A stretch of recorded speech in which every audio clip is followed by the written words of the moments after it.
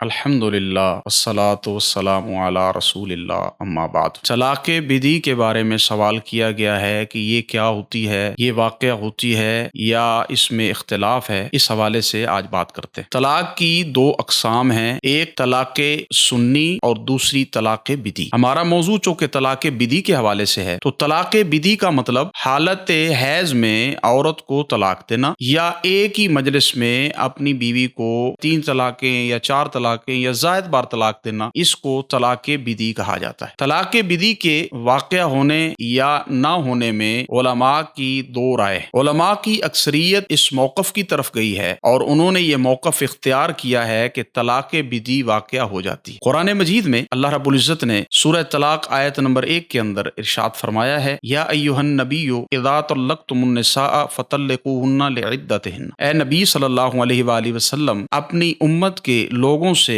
یہ کہہ دیں کہ جب تم اپنی بیویوں کو طلاق دینا چاہو تو ان کی عدت میں انہیں طلاق دو۔ ایک روایت جو صحیح البخاری کے اندر موجود ہے اور یہ روایت 4908 نمبر پہ کتاب التفسیر میں موجود ہے، مسلم کے اندر موجود ہے 1471 نمبر پہ، مسند احمد میں ہے، ترمذی میں ہے۔ عبداللہ ابن عمر رضی اللہ تعالی عنہ نے اپنی بیوی آمنہ بنت غفار کو دوران حیض طلاق دے دی۔ سیدنا عمر رضی اللہ تعالی عنہ نے اس بات کا ذکر اللہ کے رسول صلی اللہ علیہ وآلہ وسلم سے کیا۔ آپ صلی اللہ علیہ وآلہ وسلم بہت ناراض ہوئے اور فرمایا مرہو فلیراجعھا، آپ انہیں جا کے میرا پیغام دیں کہ اپنی بیوی سے صلح کر لیں۔ اب یہ جو حدیث ہے، اس حدیث کے پیش نظر ایک اور روایت بھی ہے، وہ روایت بھی صحیح البخاری کے اندر ہے 5253 نمبر پہ کتاب الطلاق میں۔ عبداللہ ابن عمر رضی اللہ تعالیٰ عنہ خود فرماتے ہیں، حسبت علی بتطلیقۃ، میری وہ طلاق جو میں نے اپنی بیوی کو حالت حیض میں دی تھی وہ شمار کی گئی۔ یہ بڑی واضح دلیل موجود ہے۔ اسی طرح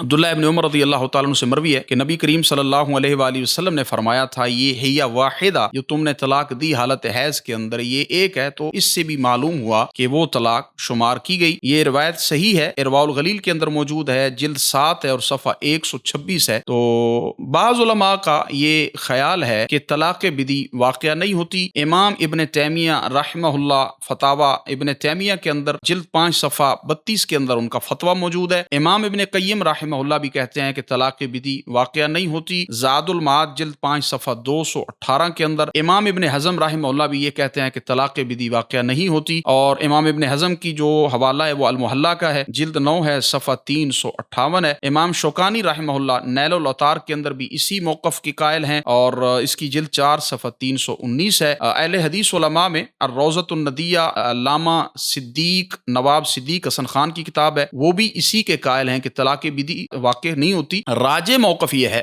دونوں طرف کے جو دلائل ہیں ان کو سامنے رکھ کر جو راجح موقف معلوم ہوتا ہے وہ یہ ہے کہ کتاب و سنت کی روشنی میں طلاق بدی واقع ہوتی ہے۔ اگر کوئی بندہ اپنی بیوی کو حالت حیض میں طلاق دیتا ہے تو وہ طلاق واقع ہوگی۔ اسی طرح اگر کوئی بندہ اپنی بیوی کو ایک مجلس میں ایک سے زائد بار طلاق دیتا ہے تو یہ بھی طلاق بدی ہے، یہ بھی شمار ہوگی۔ مسند احمد کی اور مسلم کی روایات اس کی مؤید ہیں، تائید کرتی ہیں۔ تو بہرحال طلاق بدی واقع ہوتی ہے، کتاب و سنت کے نصوص کا مطالعہ یہی بتاتا ہے۔ اللہ سے دعا ہے اللہ رب العزت مجھے آپ کو صحیح معنوں میں دین کو سمجھنے اور اس پر عمل کرنے کی توفیق عطا فرمائے۔ وآخر دعوانا ان الحمد للہ رب العالمین۔